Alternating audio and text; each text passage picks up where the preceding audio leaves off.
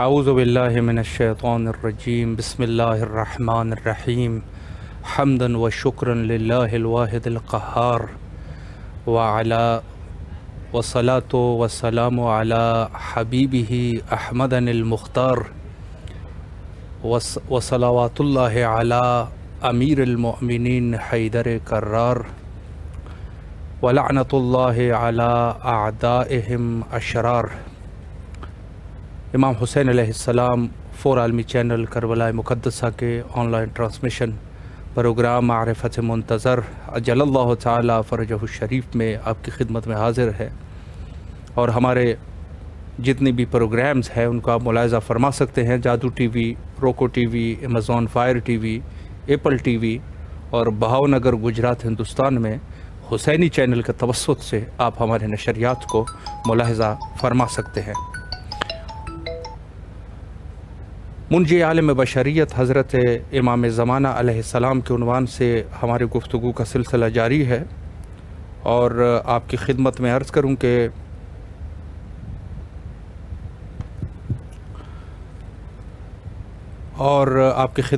کروں کہ گفتگو جو ہے وہ امام زمانہ علیہ السلام اور عزاداری حضرت سید شہداء علیہ السلام کے عنوان سے جاری ہے، اور عزاداری کے عنوان سے جہاں تک ہم گفتگو کر چکے ہیں،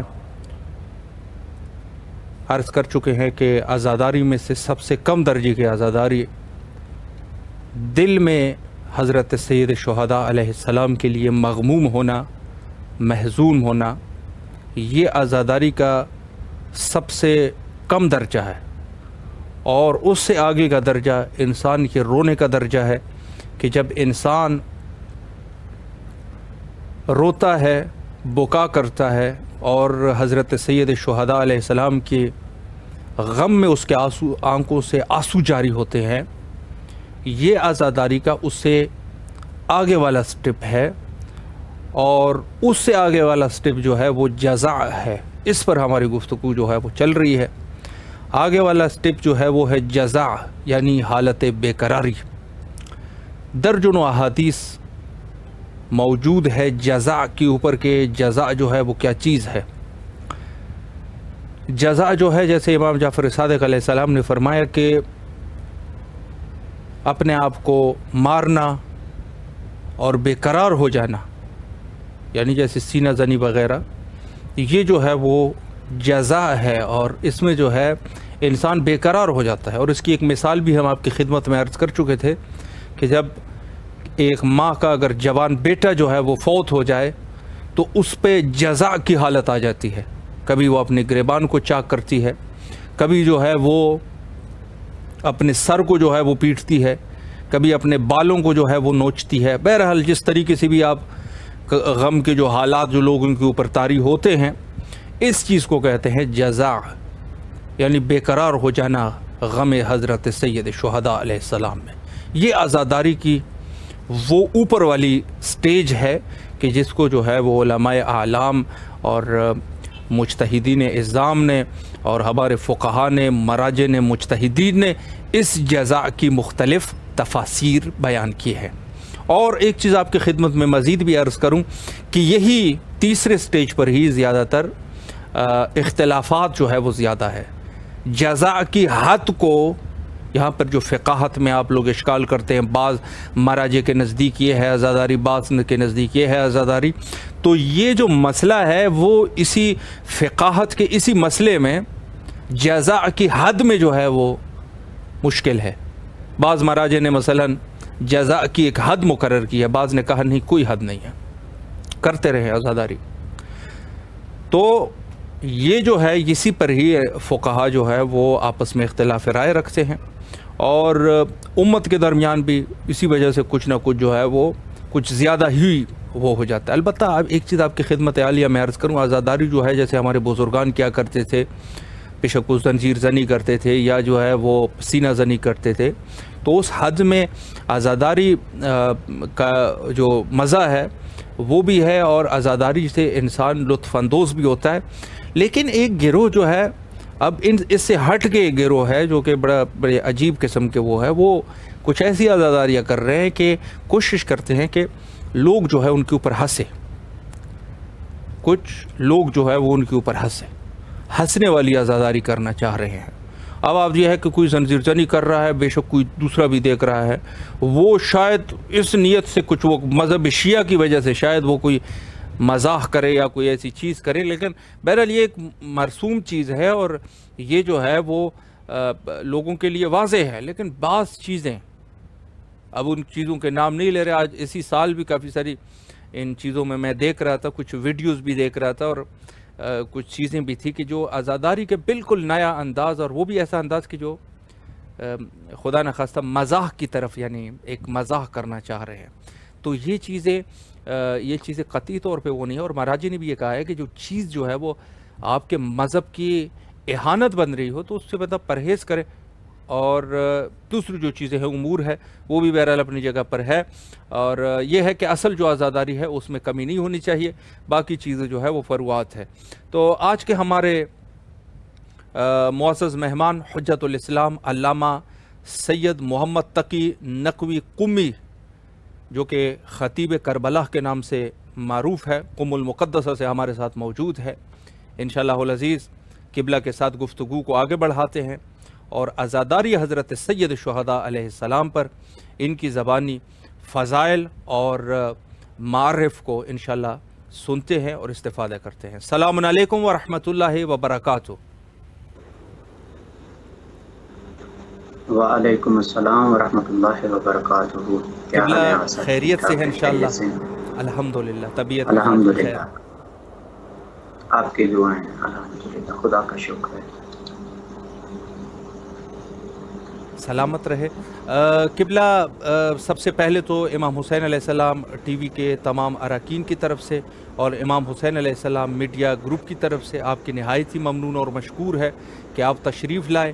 اور ہمیں خدمت کا یہ موقع فراہم فرمایا۔ سلامت رہیں، جزاکم اللہ، اور ہم چنین میں بھی اپنی طرف سے آپ تمام دوستان کی طرف سے اور بالاخص آپ کی خدمت میں بھی یہ ہدیہ تبریک عرض کروں گا کہ خداوند متعال نے اور سید شہداء نے جو ڈیوٹی آپ کی لگائی ہے، آپ تمام برادران اور تمام جتنے بھی زحمت کرنے والے ہیں، خدا اسے اپنی عبادت میں شمار کرنا ہے۔ الہ آمین، الہ آمین۔ اور آپ کو بھی قبلہ سلامت رکھے، اللہ آپ کے توفیقات خیر میں اضافہ فرمائے۔ قبلہ چونکہ آپ کے علم میں ہے اور یقیناً تمام کے تمام ہمارے شیعیان حیدر کرار عزاداری حضرت سید شہداء علیہ السلام میں مصروف ہے، تو پہلا سوال میں عزاداری کے عنوان سے ہی، البتہ سارے سوالات ہی میں عزاداری کے عنوان سے ہی کرنا چاہوں گا، لیکن پہلا سوال جو ہے ظاہر ہے کہ ایک چیز کی اہمیت جاننا ضروری ہے، اور عزاداری کی اہمیت جو کہ کر رہے ہیں ہمارے جوان نسل کے لیے یہ چیز ضروری ہے۔ تو پہلا سوال میں یہیں سے ہی آپ کی خدمت میں پیش کرنا چاہوں گا کہ عزاداری کی کیا اہمیت ہے مذہب شیعہ میں، اس پر اگر ایک وضاحت ہو جائے۔ جی، بسم اللہ الرحمن الرحیم، الحمدللہ رب العالمین وبہ نستعین وصلی اللہ علی محمد وآلہ الطیبین الطاہرین المعصومین۔ سب سے پہلے جیسے آپ نے خوبصورت انداز میں خوبصورت سوال کیا ہے اور ایام عزابی ہیں، اور اس اہمیت کے حوالے سے سب سے پہلے تو میں یہ ضرور عرض کرنا چاہوں گا اپنے تمام مومنین، بلکہ یوں کہوں اپنی امت مسلمہ کے جتنے بھی ہمارے کلمہ لا الہ الا اللہ پڑھنے والے ہیں ان کی خدمت میں، کہ یہ ایک ایسا مشن اور ایک ایسی عبادت ہے کہ جس میں ہم اپنی زندگی کے ہر عمل اور ہر کام اور زندگی کے ہر فعل کے لیے جس شخصیت کو کوٹ کرتے ہیں وہ حضرت محمد مصطفیٰ صلی اللہ علیہ وآلہ وسلم کی ذات مقدس ہے، اور جس کام کو بھی چاہے وہ مسواک سے لے کر لباس پہننے تک ہو، چاہے وہ سیرت کا پہلو ہو، عبادت کا پہلو ہو، یا وہ قرآن حکم الہی کے جتنے بھی درجات ہیں، اس میں ہر چیز میں ہم رسول خدا صلی اللہ علیہ وآلہ وسلم کی سیرت کے اوپر عمل کرتے ہیں۔ تو کیوں نہ میں چاہتا ہوں کہ ایک منظر، ایک لمحہ، صرف چند ایک منٹوں میں میں حضور اکرم صلی اللہ علیہ وآلہ وسلم کی زندگی کے اوپر چند ایک ان نقطوں کے اوپر جو ہے وہ روشنی ڈالنا چاہوں گا کہ از ابتدا، کہ جس سے ہم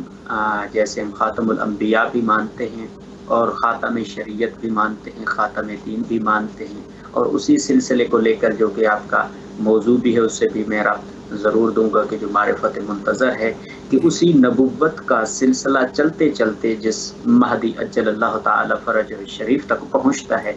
یہ اسی نبوت کا تسلسل ہے، اور اسی عزاداری اور اسی عبادت کی ابتدا جو ہے وہ ہم رسول خدا سے کرتے ہیں۔ تو خدا خود یہ جو کلمات اقتباس میں آپ کی خدمت میں عرض کر رہا ہوں، یہ فریقین کی کتب میں موجود ہے، یعنی اہل سنت کی کتب میں بھی موجود ہے، اور جو فقہ جعفریہ سے تعلق رکھنے والے ہیں ان کے ہاں بھی یہ موجود ہے۔ تو رسول خدا صلی اللہ علیہ وآلہ وسلم جو ہے وقت میں ایک محفل میں تشریف فرما تھے، اور سید الشہداء اس وقت ان کا سرکار کا سن جو ہے تاریخ نے لکھا ہے 7 سال کی عمر ہے، اور رسول خدا صلی اللہ علیہ وآلہ وسلم کے زانو مبارک پہ سید الشہداء تشریف فرما ہیں، اور اس وقت رسول خدا کبھی سید الشہداء امام حسین علیہ السلام کو رخساروں پہ بوسے دیتے ہیں، کبھی سینے پہ بوسے دیتے ہیں، ان کے اعضاء کو جو ہے وہ بوسہ دیتے ہیں۔ تو نیچے بیٹھے ہوئے صحابہ جو ہے وہ سوال کرنے لگتے ہیں کہ یا رسول اللہ، کیا حسین سے اتنی محبت کرتے ہیں آپ؟ تو رسول خدا صلی اللہ علیہ وآلہ وسلم نے فرمایا کہ اے سائل، صرف مصطفیٰ محبت نہیں کرتا بلکہ یہ وہ حسین ہے جس سے اللہ بھی محبت کرتا ہے۔ کیا تم اس سے زیادہ مقدم مجھے جانتے ہو کہ جس سے اللہ محبت کرتا ہے اس سے مصطفیٰ محبت نہ کرے؟ اور جیسے اعضاء چوم رہے تھے اور ان کو بوسے دے رہے تھے، تو پھر ساتھ میں گریہ فرما رہے تھے، رسول خدا کی آنکھوں سے آنسو برس رہے تھے۔ تو سائل نے سوال کیا کہ یا رسول اللہ، کوئی میں نے آپ کی شان میں گستاخی کر دی؟ کیا میں نے حسین کے لیے کوئی ایسے الفاظ استعمال کر دیے جو نہیں کرنے چاہیے تھے؟ تو رسول خدا نے کہا نہیں، بلکہ میں حسین کے اس وقت کو یاد کر کے گریہ کر رہا ہوں کہ جب وہ تن و تنہا 3 دن کا پیاسا اسے ذبح کیا جائے گا، اسے بھوکا رکھا جائے گا، اس کے اہل و عیال کو جو ہے وہ ناحق اور ظلم و جبر کے ساتھ قتل کیا جائے گا، جب وہ میرے کلمہ لا الہ الا اللہ محمد رسول اللہ کی بقا اور خدا کی شریعت کے نفاذ کے لیے حسین جو ہے وہ کربلا کی طرف جائے گا۔ تو اس پہلی اسی نقطے کی طرف اور اسی بات کو یہاں سمیٹنا چاہوں گا کہ خود رسول خدا صلی اللہ علیہ وآلہ وسلم جہاں عزاداری کر رہے ہیں وہاں پر عزت عظمت سید الشہداء بھی بیان کر رہے ہیں، فضائل امام حسین بھی بیان کر رہے ہیں، اور وہاں پر عزاداری کر کے ان بیٹھے ہوئے لوگوں کو اور آنے والی قیامت تک کے لوگوں کو بتا دیا کہ حسین اگر وجود میں بھی ہو تو مصطفیٰ روئے تو مصطفیٰ کا کام، وہ تو وما ینطق عن الہوا کے مصداق ہیں، کوئی بھی کام امر الہی اور ارادہ الہی کے بغیر انجام نہیں دیتے۔ تو جب رسول اس فعل کو انجام دے رہا ہے تو ہمارے ان مسلمان بھائیوں کو چاہیے کہ وہ خدا کے رسول کے اس فعل کو بدعت نہ کہیں، چونکہ جب وہ کسی حسین کے اوپر گریہ کرنے والا، میں مقید نہیں کر رہا ہوں کہ صرف شیعہ روئے، مسلمان روئے، بلکہ ہندو بھی گریہ کرتے ہیں یا غیر مسلم بھی حسین کے اوپر گریہ کرتے ہیں، اور آپ سید الشہداء کی پاک سرزمین پہ موجود ہیں، آپ کربلا ابھی تازہ عشر محرم الحرام گزرے، آپ دیکھتے ہیں ہر طبقہ لسانیت سے تعلق رکھنے والا بندہ وہاں پہ موجود ہوتا ہے، اور حسین کی مظلومیت میں اس کے مظلوم سید الشہداء کے مظلوم ہونے کے ساتھ اپنی حق کا جو اپنی آواز کی وہ صدا ہے وہ ملا کر گواہی دیتا ہے کہ حسین حل من ناصر کی صدا جو بلند کی تھی، آج اگر مجھے موقع ملا ہے تو میں آپ کے جوار میں لبیک کہنے آیا ہوں۔ تو وہ بدعت والے فتوے یا یہ والی جو چیزیں ہیں یہ مسلمانوں کو چاہیے ان سے گریز کریں، چونکہ ہمارے پاس یہ سنت پیغمبر بھی ہے، اور خود جو ہے وہ رسول خدا صلی اللہ علیہ وسلم تعلیم بھی فرما رہے ہیں۔ اب میں جو کہ مقدمتاً اس کو عرض کیا تھا، اور ایک جملہ آپ کی خدمت میں عرض کر کے انشاءاللہ اگلے سوال کی طرف جو ہے وہ چلنے کی کوشش کریں گے کہ مقصد عزاداری۔ اب یہاں پہ سوال یہ پیدا ہوتا ہے کہ رسول خدا صلی اللہ علیہ وسلم کیا آیا سید الشہداء کے اعضاء کو جہاں پر بوسہ دے رہے تھے، کیا آیا صرف اس غربت پر گریہ کیا تھا؟ یہ ایک ہمارے یہ سوال نشان ہے، یا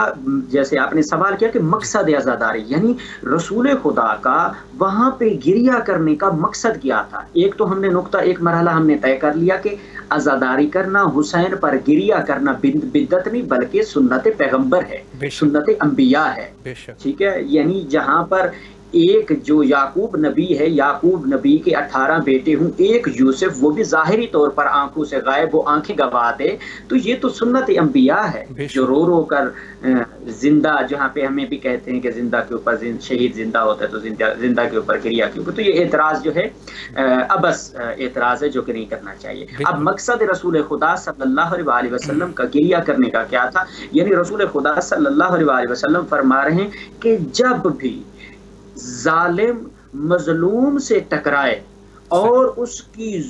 کی مظلومیت جب ظاہر ہو، جس انداز میں چاہو مدد کا اظہار کرو۔ یعنی جب رسول خدا صلی اللہ علیہ وسلم کربلا میں تو موجود نہیں تھے، لیکن اس وقت موجود تھے۔ رسول خدا صلی اللہ علیہ وسلم سید الشہداء کی حیات مبارک میں اپنے زانوں پر حسین کو بٹھا کر گریا کر کے دنیا والوں کو سمجھانا چاہتے تھے کہ یہ حسین جس کے اوپر رسول گریا کر رہا ہے اس کی مظلومیت پر، یعنی رسول مظلومیت کی تائید کر رہے ہیں کہ رسول مصطفیٰ بھی آج بھی مظلومیت کے ساتھ ہے، یعنی مظلوم کے ساتھ ہے، اور مظلوم وہ ہوتا ہے جو حق کے سامنے، حق کے ساتھ باطل کے سامنے ٹکرا جائے اور ظالم کے سامنے کھڑا ہو جائے۔ تو سب سے پہلا مقصد عزاداری یہ ہے کہ ظالم کے سامنے ٹکرا جانا، باطل کے سامنے کھڑا ہو جانا، اور اپنے آپ کو کسی بھی قربانی سے بچانا نہیں چاہیے، چاہے وہ جسمانی طور پر ہو، وہ روحانی طور پر ہو، وہ مالی طور پر ہو، وہ عزت ہو، وہ آبرو ہو۔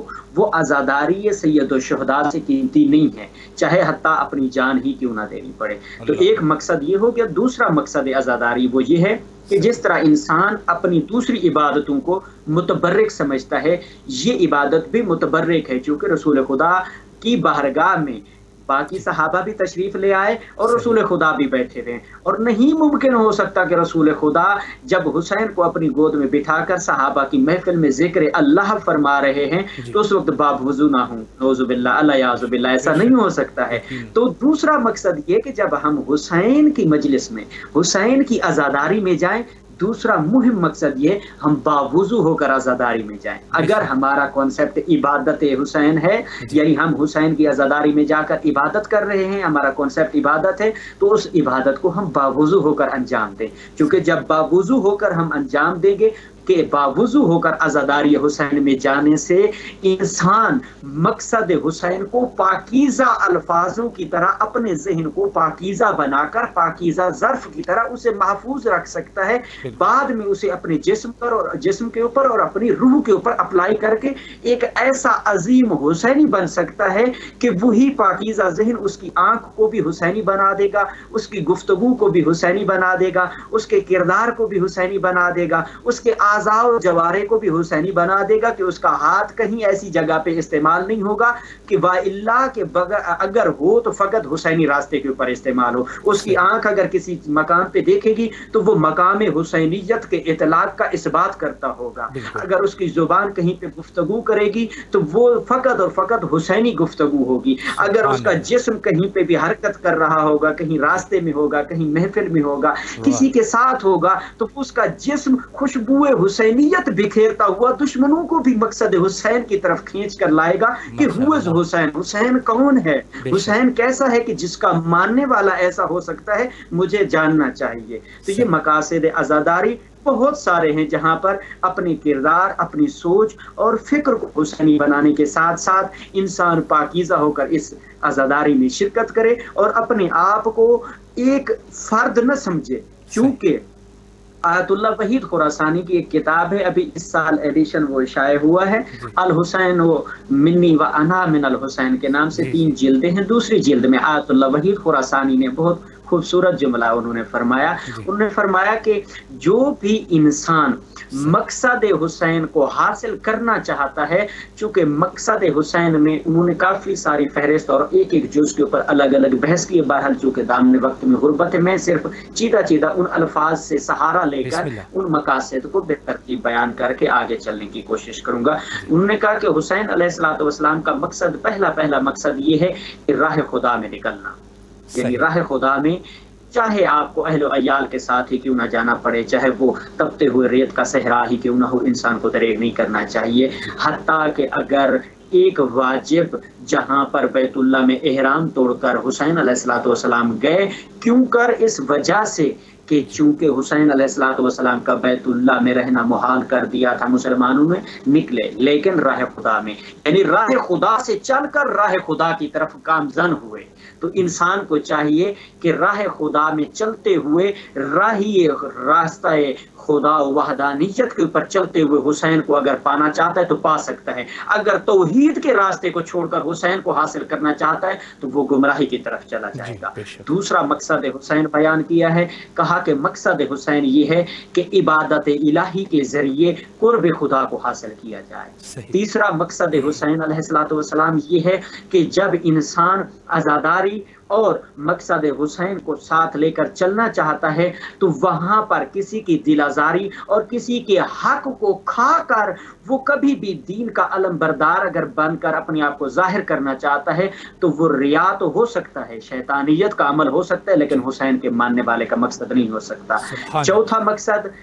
آغا وحید خراسانی فرماتے، چوتھا مقصد جو ہے وہ یہ ہے کہ اپنے نفس کو نفس مطمئنہ کا مصداق بنانا، یہ مقصد عزاداری حسین علیہ الصلوۃ والسلام ہے۔ اگر کوئی انسان عزاداری حسین میں جائے اور اپنے نفس کو پاکیزہ نہیں بنا سکتا تو اس سے بہتر ہے کہ وہ عزاداری حسین میں نہ جائے، کیونکہ اگر اپنے نفس کو ہی انسان پاکیزہ نہ کر پائے، اپنی خود سازی نہ کر پائے تو وہ کبھی بھی اپنے آپ کو ایک اچھا انسان، ایک اچھا حسینی نہیں بنا سکتا۔ اچھا حسینی بننے کے لیے ضروری ہے کہ وہ کیا کرے، اپنے نفس کو پاکیزہ کرے، اپنی فکر کو اور اپنی گفتگو کو پاکیزہ کرے۔ پانچواں عمل بہرحال زیادہ ہے، میں پانچواں عمل بیان کر کے آپ کی زحمت کو تمام کروں گا۔ پانچواں مقصد جو ہے وہ آغا وحید نے فرمایا، پانچواں مقصد یہ ہے کہ انسان عزاداری حسین میں جا کر شرکت کر کے مقصد حسین کو سمجھنے کے بعد دشمن شناسی کرے کہ ہمارے معاشرے میں عزاداری کا دشمن کون ہے، حسین کے مقصد کا دشمن کون ہے،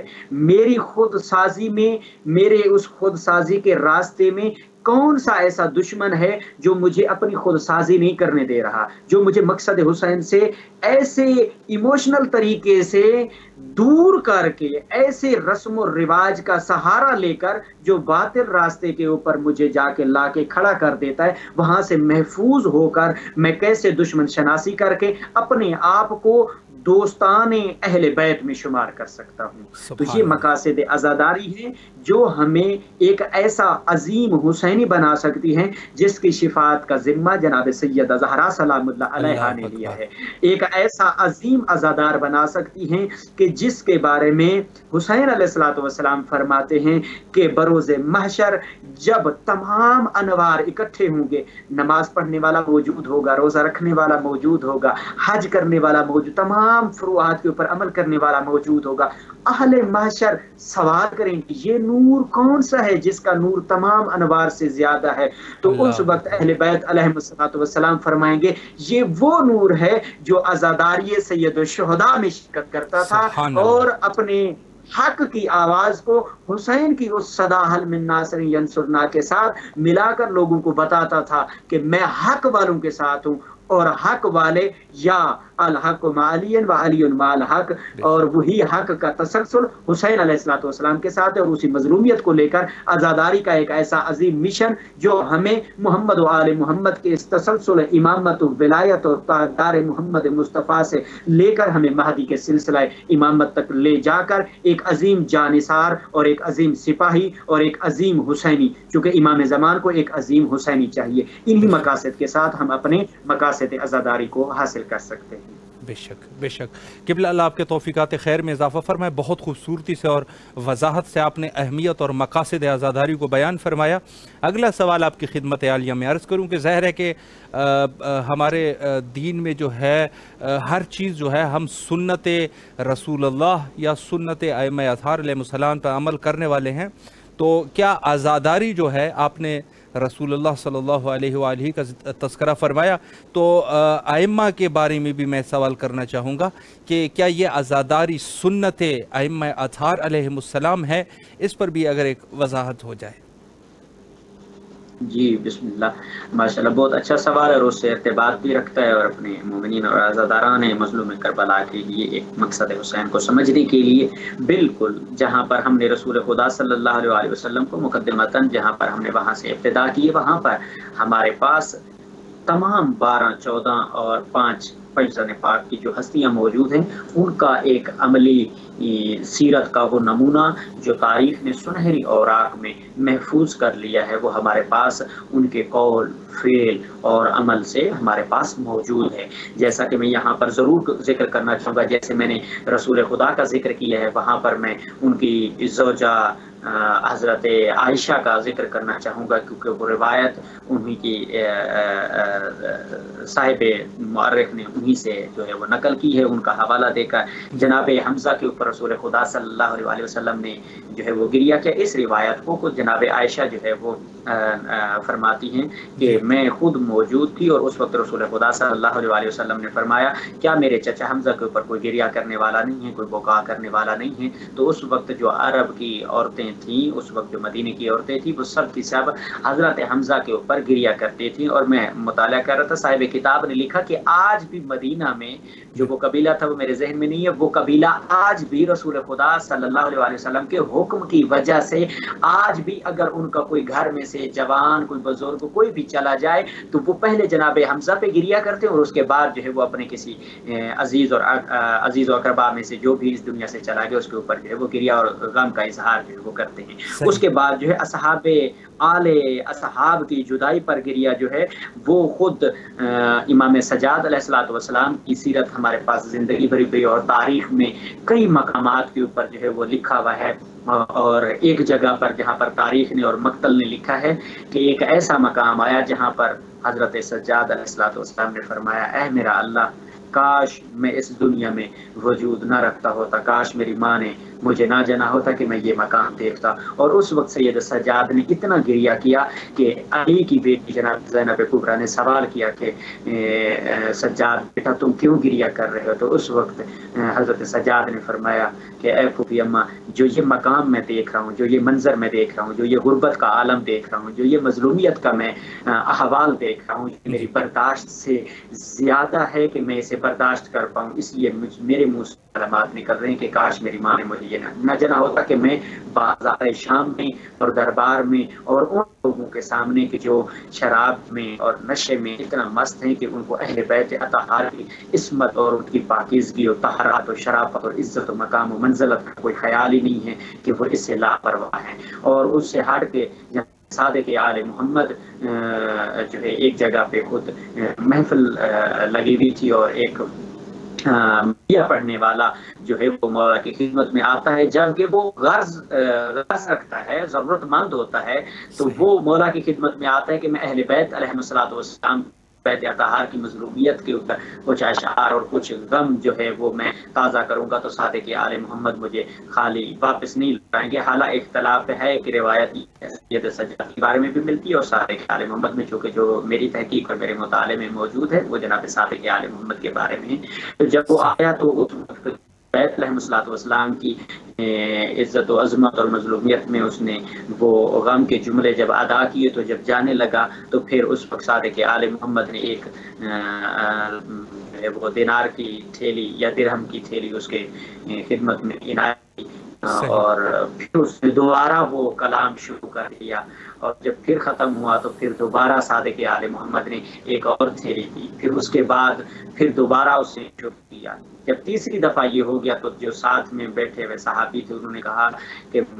साहिल को कहा कि क्या तुम इन 3 थैलियों की जो तुम्हारे पास दिनार और दिरहम की मौजूद, क्या तुम्हारी ज़रूरत इससे पूरी नहीं हो सकती? तो उस वक्त सादिक़ आले मोहम्मद ने कहा, ऐसा इसे न रोक, अगर ये इस वक्त से लेकर क़यामत तक की आखिरी ग़ुरूब तक भी ये मेरी जद अमजद के ज़िक्र मोहम्मद व आले मोहम्मद बयान करता रहे और उनकी मुसीबत को बयान करता रहे, तो मैं सादिक़ आले मोहम्मद देने में कमी नहीं करूँगा। और इसको जो है वो पढ़ने दिया जाए, ये रवीज, ये इशात और ये पढ़ने और हुक्म मोहम्मद वाले मोहम्मद और ज़िक्र मोहम्मद वाले मोहम्मद की जो सीरत का पहलू है वो सादिक़ आले मोहम्मद हमें बताना चाह रहे हैं कि चाहे वो माल की सूरत में हो, चाहे किसी की हिमायत की सूरत में हो, ज़िक्र मोहम्मद वाले मोहम्मद की तरवीज इशात जो है वो हमें करनी चाहिए। और इसके साथ खुद सैयद सज्जाद के बारे में भी मिलता है और मैं इसको चूँकि दामन में गुर्बत है, पिछले दफ़ा भी हमारे चूँकि सवाल के बारे मेरे ज़हन में वो भी मौजूद है, तो मैं इंशाल्लाह कोशिश करूँगा कि मुख्तसरन को जो है साथ साथ आपके को जो है पेश भी करता रहूँ। और साथ में सैयद सज्जाद के एक शागिर्द हैं जिनका नाम मिनहाल है, हालांकि शागिर्द ही हैं और सहाबी भी हैं।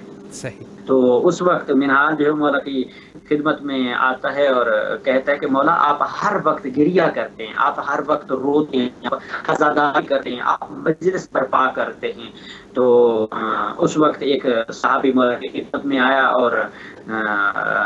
تازہ یعنی 1 سال یا 4 بزرگ مولا کی خدمت میں آ کے کہتا ہے کہ مولا میں نے اپنی جو ہے وہ بیٹے کا جو ہے وہ شادی کا اہتمام رکھا ہے، تو میں آپ کی خدمت میں آیا ہوں کہ آپ میرے بچے کی شادی میں شرکت فرمائے. تو اس وقت مولا کی آنکھوں سے آنسو برس پڑے اور کہتے ہیں کہ اے صحابی، کیا تو نہیں جانتا ہے کہ جب سے کربلا تباہ ہوئی ہے تو اس کے بعد اہل بیت جو ہے وہ کسی شادی میں شرکت نہیں کیا کرتے. ہاں ایک شرط کے اوپر میں تمہارے بچے کی شادی میں شرکت کروں گا. تو صحابی کہتے ہیں کہ مولا آپ بتائیں کون سی ایسی شرط ہے، آپ جو شرط کہیں گے مجھے قبول ہے. تو اس وقت سید سجاد نے کہا کہ اگر تم اس شادی کی محفل میں ہمارے جاتے شہداء امام حسین علیہ السلام کی مجلس کو بپا کرو گے تو ہم اہل بیت ضرور شرکت کریں گے. تو اس سبحان وقت اللہ. اس نے جو ہے وہ قبول کیا اور سید الشہداء جو ہے اس کے گھر تشریف لے کے گئے اور اس نے مولا کے لیے ایک مسند تیار کی تھی اور سید سجاد کو کہا کہ آئیے مولا آپ مسند کے اوپر تشریف رکھیں. مسند کے اوپر تشریف رکھی اور والے نے جب ذکر شروع کیا تو مولا نے خوب گریہ کی. تو اس وقت جب مصائب ختم ہو گیا اور ذکر محمد ختم ہو گیا تو اس جو مجلس اعزا کا والا تھا جس کے بچے کی شادی تھی تو وہ جب مولا کے مسند کو نگاہ کرتا ہے دیکھتا ہے کہ سید سجاد موجود نہیں ہے. تو اس وقت وہ پوچھنے لگتا ہے کہ مولا سجاد کہاں گئے. تو وہ صاحب کتاب کہتے ہیں کہ وہ صحابی نے جیسے دیکھا تو مولا سجاد جو ہے وہاں پر موجود تھے جہاں پر آنے والے آتے ہیں، دروازے والی جگہ پہ جہاں پہ ان کی نالین رکھی جاتی ہیں، تو وہاں پر موجود تھے. دوڑتا ہوا وہاں پہ گیا کہ مولا یہ آپ کا مقام کا، یہ آپ کی جگہ کھڑے ہونے کی نہیں ہے، اللہ آپ یہاں پر کیوں آ گئے ہیں؟ کیا کسی پڑھنے والے نے کچھ غلط پڑھ دیا ہے؟ کیا آپ کی شان میں کوئی کمی آ گئی ہے؟ تو اس وقت سید سجاد نے ان کی آنکھوں سے آنسو جاری ہو گیا. سید سجاد نے کہا کہ اے صحابی، کیا تم نہیں جانتا ہے کہ جس جگہ پہ میں آیا ہوا ہوں میں اپنے آنے والوں کا بھی استقبال کرتا ہوں اور جو میرے جد مظلوم کی مجلس میں عزاداری میں شرکت کیا ہے میں سجاد چاہتا ہوں کہ میں خود ان کا شکریہ ادا کروں. اللہ اکبر. تو مقام عزادار کے لیے ایک عزادار کی عزت و عظمت کے لیے اتنا کم ہے کہ سید سجاد خود اس محل میں اور اس عزاداری کی مجلس میں روز عزاداری میں شرکت کرتے ہیں اور ہر آنے والے کا شکریہ ادا کرتے ہیں کہ میں سجاد تمہارا شکریہ ادا کرتا ہوں کہ تم میرے جد مظلوم حسین کی مجلس میں اور عزاداری میں شرکت کرتے ہو. تو یہ جو سیرت معصومین علیہم السلام ہمارے پاس موجود ہے اور سید فاطمہ تو زہرا سلام اللہ علیہ بنت رسول اللہ جو ہے وہ فرماتی ہے کہ جو بھی غم حسین میں روئے یا رلائے یا رونے کی شکل بنائے میں زہرا اس کی جنت کی ضامن ہوں. یعنی عزاداری کوئی عام چیز نہیں ہے، ایک ایسی عظیم عبادت ہے جس کے بارے رسول کی بیٹی جو ہے وہ فرما رہی جنت کی ضامن ہوں. تو ایک ایسی عظیم عبادت جو ہمیں سیرت محمد و آل محمد سے ملتی ہے اور زیارت ناحیہ میں بلکہ خود امام زمان علیہ الصلوۃ والسلام صاحب کتاب لکھتا ہے کہ کربلا کی سرزمین کے اوپر جو ہے ہر جمعہ کو، بلکہ آپ خود سرزمین کربلا پہ موجود ہیں، خوش نصیب ہیں آپ خود جو ہے شب جمعہ، بعض مورخین کہتے ہیں جمعہ والے دن جو ہے وہ سید الشہداء جو ہے مقام امام زمان موجود ہے کربلا میں فرات کنارے پہ، وہاں پہ آ کے اپنے جد لوگ کو جو ہے وہ سلام پیش کرتے ہیں اور ایسے کلمات ادا کرتے ہیں جو کہ انسان کا جگر چھلنی کر دیتے ہیں. وہ سید الشہداء کے بارے میں وہ مظلومیت کے کلمات ادا کرتے ہیں کہ جو کہ ایک عام انسان کے سننے کے لیے وہ دل اور کلیجہ نہیں ہے، کہ جو فقط اور فقط وہ مظلومیت اگر کسی میں ہم تو سن کے روتے ہیں. جس سجاد نے دیکھا تھا تو اس سے اندازہ لگائیں کہ وہ کربلا کی مظلومیت اور وہ عزاداری کی وہ سیرت، اور وہیں سے چلتے ہوئے آخری نقطہ کہ جب کربلا میں مدینہ سے وہ قافلہ لوٹ کے کربلا پہنچا تو وہاں پر ورود کربلا کے مقام کے اوپر سید سجاد نے کربلا میں پہلی محفل جو ہے، پہلی مجلس اور پہلی عزاداری بپا کی اور تمام محمل کے لوگوں کو نیچے اتارا اور ایک مجلس اور محفل بپا کی. وہاں پر عزاداری سید الشہداء مظلوم کربلا امام حسین علیہ السلام بپا کی. وہاں سے یہ پیغام ملتا ہے، سید سجاد ہمیں پیغام دے رہے ہیں کہ کربلا کیا دنیا کا کوئی خطہ ہو، کوئی کونا ہو، کوئی جگہ ہو، وہاں پہ نہ لوگوں کی محتاجیت ہے، نہ پڑھنے والے، بلکہ چند لوگ بھی اکٹھے ہو کر حسین کی مظلومیت کے اوپر وہ فکر کر لیں تو وہ فکر بھی ان کی عبادت بن جاتی ہے، وہ عزاداری ان کی شفاعت اور نجات کا ذریعہ بن سکتی ہے۔ اور یہ سیرت پیغمبر اور سیرت ائمہ طاہرین علیہ السلام ہمیں درس دیتی ہے کہ اس عزاداری کی بقا کے لیے ہمیں جان اپنی کیوں نہ قربان کرنی پڑے، ہمیں کرنی چاہیے، ہمیں اپنی عزت و آبرو کیوں نہ قربان کرنی پڑے، ہمیں کرنی چاہیے، اور عزاداری کی بقا کے لیے ہمیں اپنی اولادوں کو بھی قربان کرنا پڑے، کرنا چاہیے، لیکن عزاداری سید الشہداء کو نہیں چھوڑنا چاہیے، اور پیغام کربلا کو ہر جگہ پر، ہر زبان سے، ہر محفل میں، ہر جگہ پر، ہر مقام ضرور پہنچانا چاہیے۔ بے شک بے شک قبلہ، بہت اچھے طریقے سے آپ نے وضاحت فرمائی۔ آخر میں قبلہ ٹائم ہمارے پاس تقریباً 6 سے 7 منٹ کا ٹائم بچا ہے، اور ایک سوال میں مزید آپ کی خدمت میں عرض کروں۔ آپ نے بہت خوبصورتی سے بیان فرمایا، بے شک حضرت امام سجاد علیہ السلام حضرت سید الشہداء علیہ السلام کے بہت بڑے عزادار ہیں، لیکن ہمارے وارث حقیقی امام زمانہ علیہ السلام جو کہ اس وقت کے امام ہے، اس عنوان سے میں ایک سوال آپ کی خدمت میں پیش کروں کہ کیا حضرت امام زمانہ علیہ السلام بھی اپنے جد بزرگوار حضرت سید الشہداء علیہ السلام کے عزادار ہیں؟ اس پر بھی اگر ایک روشنی آپ فرمائیں۔ تقریباً 6-7 منٹ کا ٹائم ہے، بسم اللہ کیجیے۔ جی جزاکم اللہ، سلامت رہیں انشاءاللہ۔ بہرحال آپ لوگوں کا شکر گزار بھی ہوں، اور دوستان کا بھی بہرحال شکر گزار۔ میں وقت میں یہ علم کا ایک ایسا بے قرار سمندر ہے کہ جس میں جتنی بھی خوشبو حاصل کرنے کی کوشش کی جائے تو انسان اس سطح معرفت تک نہیں پہنچ سکتا ہے۔ تو بہرحال یہ جو عزاداری ہے، سید خود یہاں پر رسول خدا نے اس کے اوپر اپنے آپ کو عزادار بنایا۔ سب سے پہلا عزادار جو ہے وہ رسول خدا صلی اللہ علیہ وسلم ہے، جو حسین کی زندگی میں عزاداری کی۔ اس کے بعد ہمارے پاس ائمہ طاہرین علیہ السلام کی وہ زندگانی جسے ہم بیان کریں، اس کے بعد معرفت منتظر کے موضوع سے ارتباط کے مختصرا میں آپ احمد کو تمام کرنا چاہوں گا کہ خود امام زمان اجل اللہ تعالی فرجہ الشریف جو ہے وہ صرف نہ یہ کہ بلکہ 3-4 مقامات ایسے ہیں کہ جہاں پر خود امام زمان علیہ السلام گریہ کرتے ہیں۔ گریہ ایک پہلا مقام وہ یہ ہے کہ اپنے مومن کے لیے بھی گریہ کرتے ہیں۔ صحیح۔ کب؟ ہر شب جمعہ کو نامہ اعمال مومن کے خدمت پہ پہنچتے ہیں، اس وقت اچھے ان کے حق میں دعا کرتے ہیں، اور جب وہ مقصد حسین سے ہٹ جاتے ہیں اور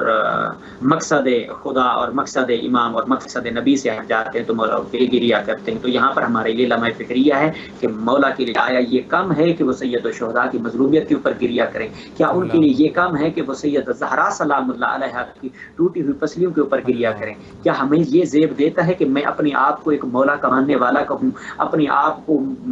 جو ہے وہ امام زمانہ کا سپاہی ہونے کا دعویٰ کروں، اور اپنے آپ کو جو ہے وہ مولا کے ساتھ معشور ہونے کی دعائیں مانگوں، لیکن مولا میرے کردار اور میرے عمل کی وجہ سے گریہ کریں؟ ایسا نہیں کرنا چاہیے، بلکہ عزادار کو چاہیے جو اپنے آپ کو عزادار کہلواتا ہے وہ ایسا عزادار ہو کہ جو جس طرح سے عزاداری سید سجاد نے کی ہے معرفت کے ساتھ، ویسے عزادار ہونا چاہیے جیسے امام زمان علیہ السلام سید الشہداء کے لیے عزادار، بلکہ زیارت ناہیہ میں جملے ملتے ہیں اور سرکار خود فرماتے ہیں سلام ہو میرے اس جد کے اوپر کہ جسے پیاسا شہید کیا گیا، سلام ہو میرے اس جد کے اوپر کہ جسے بھوکا جو ہے وہ ذبح کیا گیا، سلام ہو میرے کربلا کے اس عظیم جد کے اوپر جس نے محمد مصطفیٰ کا کلمہ بچانے کے لیے اس کے کنبے کی عصمت دری کی گئی، سلام ہو میرے اس مظلوم جد کے اوپر کہ جس نے کربلا میں آ کر خدا کی وحدانیت اور خدا کے کلام کو اور خدا کے مقصد کو بچانے کے لیے اپنی قربانی کو پیش کیا۔ اور خود امام زمان علیہ السلام سید الشہداء کا جو ہے ان کی مظلومیت کے اوپر گریہ کرتے، نہ کہ صرف گریہ کرتے بلکہ انہیں منتقم زہرا بھی کہا جاتا ہے، اور اہل بیت علیہ السلام کے اوپر جو ظلم ڈھائے گئے ان ظلم کا حساب بھی خود امام زمان اجل اللہ تعالی فرجہ الشریف جو ہے وہ لیں گے۔ اور یہاں پر میں ایک جملہ بین بریکٹ بین قوسین یہاں بیان کرتا جاؤں گا کہ خود آیت اللہ بہجت فرماتے ہیں، ان سے سوال کیا گیا کہ آغا امام زمان علیہ السلام کو منتقم سیدہ زہرا بھی کہا جاتا ہے، اور تاریخ میں یہ ملتا ہے کہ امام زمان علیہ السلام اپنے جد امجد امام حسین علیہ السلام کے اوپر ظلم کرنے والوں سے انتقام بھی لیں گے، اور جس زمانے میں ان کا ظہور ہوگا اس زمانے میں جتنی یزیدی افکار ہوں گے اور جو یزید کی کردار کے اوپر ان کی حمایت کرنے والے اور حسین کی مظلومیت اور اس کے حق کا ساتھ نہ دینے والوں سے وہ حساب لیں گے۔ تو اس حساب سے مراد کیا ہے؟ تو وہاں پر انہوں نے کہا کہ اس سے ان کا اس بات اور بہترین لطیف جملہ ہے، آیت اللہ بہجت فرماتے ہیں کہ اس سے مراد یہ ہے کہ سب سے عظیم عزادار جو اس کائنات میں اب بھی اگر کوئی موجود ہے ائمہ طاہرین علیہ الصلوۃ والسلام سے، تو وہ امام زمان اجل اللہ تعالی فرج و شریف ہے۔ تو وہ سوال کرنے والے نے کہا کہ آقا میں سمجھا نہیں ہوں، حساب کرنے والا اور عزادار ہونے سے اس کا ارتباط کیا ہے، میرے لیے واضح فرمائے، میری فہم و فراست میں یہ بات سمجھ نہیں آ رہی۔ تو آقا نے کہا